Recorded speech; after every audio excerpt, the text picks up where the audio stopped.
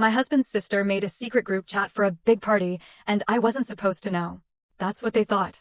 That I'd stay quiet. That I'd never find out. But I did. One message. That's all it took. And suddenly, I saw the truth. The people I called family had been planning something, without me. But I had a plan of my own. It started on a Tuesday. Brandon came home, tossed his phone on the counter, and jumped in the shower. The phone buzzed once. Then again. Then again. Normally, I wouldn't even glance. But that night, I did. I saw a group chat. Surprise planning. My heart dropped. I opened it.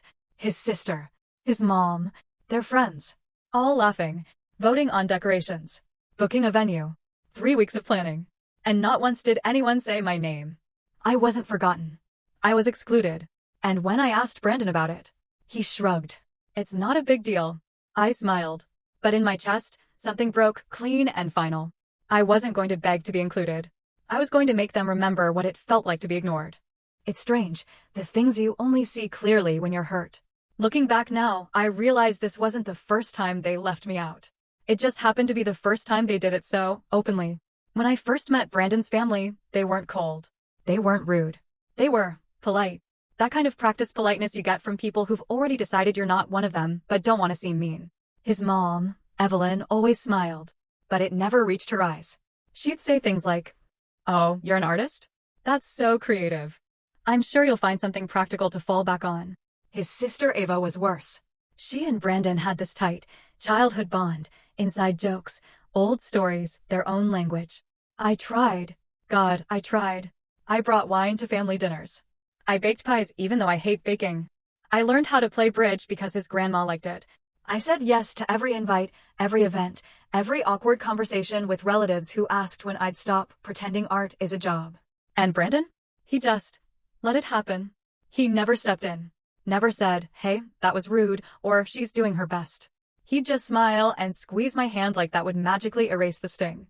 It wasn't all bad. There were good moments.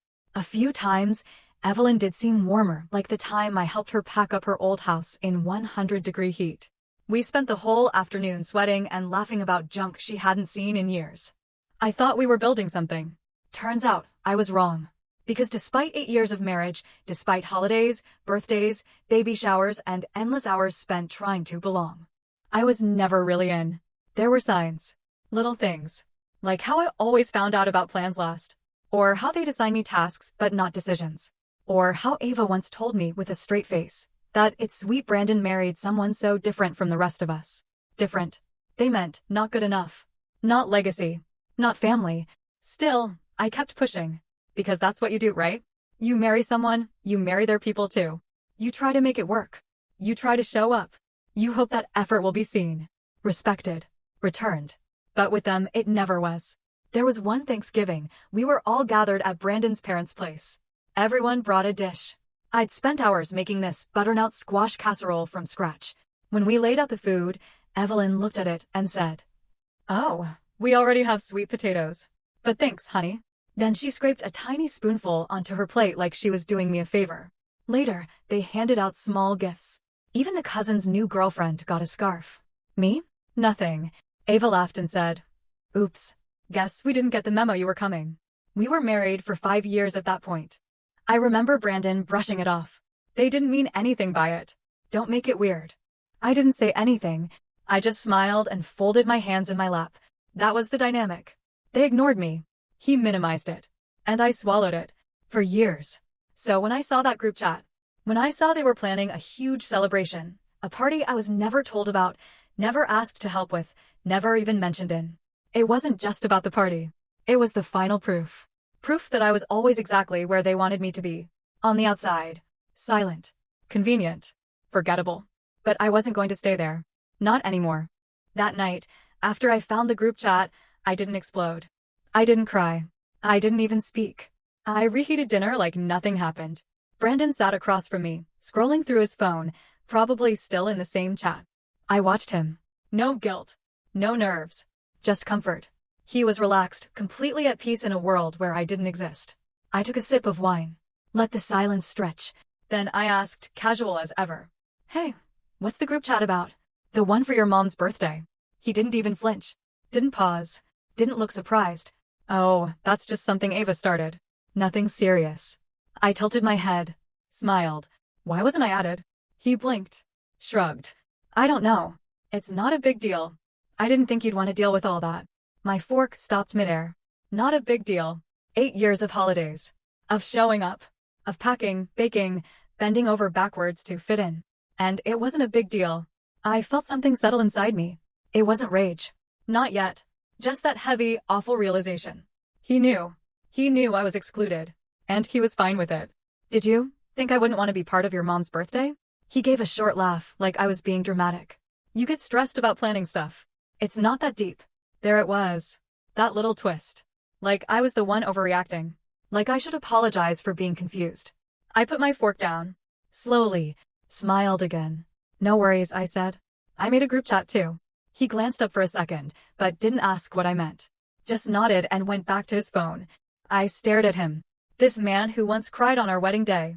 Who promised to always be on my side. Who told me we were a team. He wasn't on my side. He wasn't even in the same game. He didn't forget to include me. He just didn't care that I wasn't there. That's when I knew. I wasn't just dealing with a careless family. I was married to someone who had spent years pretending I was part of something I never had a real place in. And the saddest part? It had taken me this long to see it. To really, truly see it. But now that I had, I wouldn't unsee it. I smiled to myself. Because if they were so comfortable leaving me out, then they wouldn't see it coming when I decided to step all the way out on my own terms. The next morning, I woke up before Brandon. Made coffee. Fed the cat. Opened my phone. And I started typing. Family celebration. Version 2.0. That's what I named the group chat.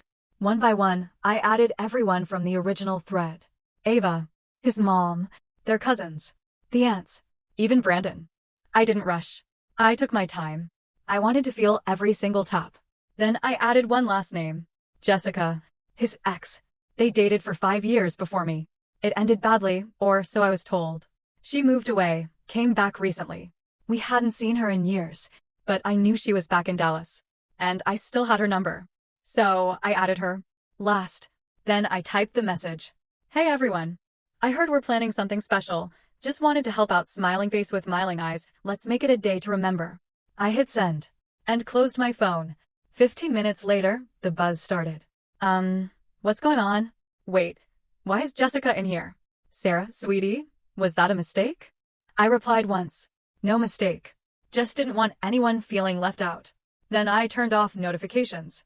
10 minutes after that, Brandon stormed into the kitchen. His phone in his hand.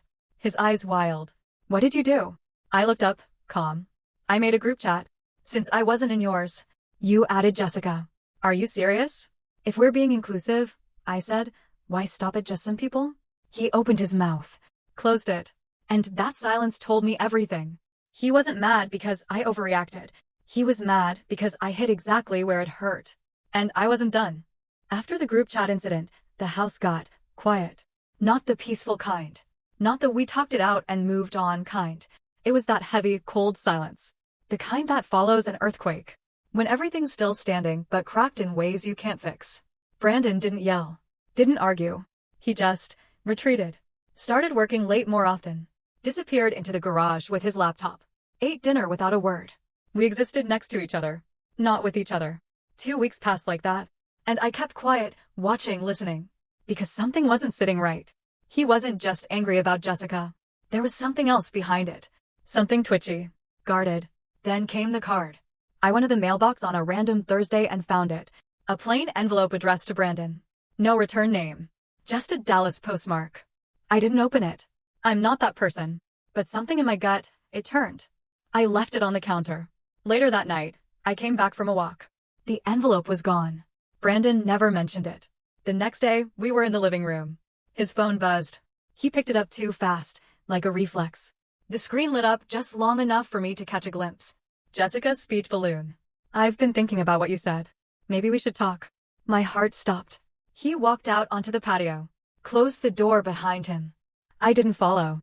I just sat there. My mind was racing. What the hell was going on? That night, I barely slept. The next morning, I played it cool. You and Jessica talking again? I asked while leaning against the counter, watching him pour coffee. He stiffened. She just saw the group chat. Got confused. That's all. That's all. No answer. No eye contact. That's when I knew. Something had already started before the group chat. Later that day, I called Ava, his sister. The one who made the original secret chat. The one who forgot to include me. Did you know Brandon and Jessica have been talking again? She hesitated. Just a second. But enough. Look, she said, I don't want to get in the middle of this. And that was it. Confirmation. I wasn't angry anymore. I was done being angry. I was clear. Focused. If Brandon was slipping back into old patterns, I needed proof. Not guesses. Not instincts. Receipts. That's when I remembered. Brandon used to sync his iMessages to an old iPad we stuck in the closet. I dug it out. Charged it. Opened it. His messages were still syncing. I sat on the floor, back against the bed, scrolling for hours. Text after text. Jessica, it's weird, isn't it? How things could have been different. Brandon, yeah, I think about that sometimes. Jessica, I never really stopped wondering what we'd be like now. Brandon, maybe we should have given it one more shot. There it was. The knife. Twisted. He hadn't cheated. Not physically. But emotionally? He was already gone. And the worst part? This had been going on for weeks. Maybe even longer. Before the group chat. Before the party. I didn't cry. Not a single tear. Instead, I started gathering things. Took screenshots. Saved backups. Emailed myself copies. I didn't confront him. Not yet. Because now I wasn't just the outsider. I was the woman who had the truth. And I was going to use it. In my own time. In my own way. Once I had the proof, I didn't lash out. I didn't scream. I didn't throw his stuff on the lawn. I planned a dinner. Not a revenge dinner. Not at first. Just something intimate. I told Brandon I wanted to do something thoughtful for his mom. An early surprise before her actual birthday party. He looked suspicious. That's nice of you, he said. Really? I smiled. I figured since I wasn't included in the big one, I'd do something simple. Small. He nodded. Didn't ask questions. Of course he didn't. He never imagined I'd do anything but take the hit and stay quiet. Tanya, my best friend since college, now a quiet powerhouse at a boutique PR firm, helped me book a private room at a downtown Italian place. Elegant. Warm. Dim lights, wine glasses, white tablecloths. A room built for toasts and subtle takedowns. We invited his immediate family. His mom, Ava, the cousins, spouses. Everyone came. Even Jessica. Yep. Turns out Ava had passed the invite along. And Jessica RSVP'd with a smiley face. She even texted me. Thanks for including me, smiling face with smiling eyes, can't wait to catch up with everyone. I didn't respond. That night, I wore a wine-colored dress. Hair done. Calm face. Clear eyes. Brandon looked at me like I was someone new. He wasn't wrong. The restaurant was beautiful. Laughter. Wine being poured. Jessica at the far end of the table, chatting with Ava like she belonged there. I let it all flow. Then I stood up. Raised my glass. Thank you all for coming. It's been a strange few weeks. I wasn't included in the group chat for Mom's birthday, and at first, I felt hurt. Silence. All eyes on me. But maybe. I don't need to be part of something I was never really included in. I reached into my purse. Pulled out a small folder. Set it in front of Brandon. I thought you might want to explain these before dessert. He opened it. Screenshots. Dates. Messages. His face drained of color. Jessica froze. Ava looked like she'd choke on her wine. Jessica stood up fast. This is crazy. I didn't know he was still with her like that. I turned to her, voice calm. You didn't know? That's what makes it worse. She grabbed her coat and walked out. Red-faced. No goodbye. I turned to Ava. You helped hide it. You knew. You chose to leave me out. You're blowing this out of proportion, she said. I looked around the table. Anyone else think I'm overreacting? No one spoke. Even Evelyn, sweet, poised Evelyn, looked like she wanted to melt into her chair. I stood up, grabbed my clutch. The sad part is, I didn't need revenge. I just gave you all a chance to show me who you really are. And you did. Loud and clear. Then I walked out. And didn't look back. 3 weeks after the dinner, Brandon was still in the house. We were barely speaking. He tried small talk. I answered with silence. I had already filed for divorce. He didn't fight it. Didn't beg. Didn't even ask why. He knew. I stayed with Tanya during the transition. Packed my things during the day, avoided him at night. The house felt like a museum, full of things we once loved, but covered in dust. One evening, I came back to grab a few last boxes. He was in the kitchen, pretending to look busy. I walked past him, opened the hallway closet, grabbed my old sketchbooks, the ones he once told me were just hobbies. He followed me halfway down the hall. "You didn't have to do it like that," he said. I paused, turned slightly. "Do what?" "Show everyone what you'd already done behind my back." He didn't answer. "You embarrassed me," he said. I laughed. Not cruel, just tired. "You embarrassed yourself. I just stopped covering for you." That was the last real conversation we had. But I wasn't done yet. The next morning, I sat at Tanya's dining table, opened my laptop, and wrote an email. Calm. No insults. No name calling. Just facts. Screenshots. Timelines. Subject line. The full story. Since I wasn't allowed in the first one. I sent it to his entire family. Every single one of them. And then I blocked them all. Phone. Email. Social. Everything. I was done explaining myself to people who never saw me in the first place. A week later, Tanya told me Evelyn had tried to reach out. Apparently, she wanted to meet. Said she had a lot to say. I told Tanya to say I wasn't interested. There was nothing left to explain. Nothing I wanted to hear. Brandon's world began to unravel slowly. I didn't do anything. I just watched. Jessica worked at a partner company, one that had close ties to Brandon's office. Apparently, after my email circulated, HR got involved. Something about inappropriate communication and questionable judgment. 2 weeks later, Brandon lost his job. Oops. I didn't celebrate. Didn't gloat. But deep down, I hoped it stung. As for me, I sold the house. Split the proceeds. Moved to Denver. New air. New light. New name on the mailbox. I started painting again. Something I hadn't done in years. Back then, he told me it didn't pay the bills. Now I sell prints online. They sell well. Tanya says I look lighter, stronger, sharper. She's right. Because here's the truth. I didn't burn the house down. I didn't scream. Didn't break plates. Didn't beg anyone to stay. I just walked out and let the fire they started finish the job. And it turns out, watching it fall from the outside feels a lot like freedom. 2 months later, I got a notification from PayPal. Someone had bought one of my prints. Then another. Then 5 more.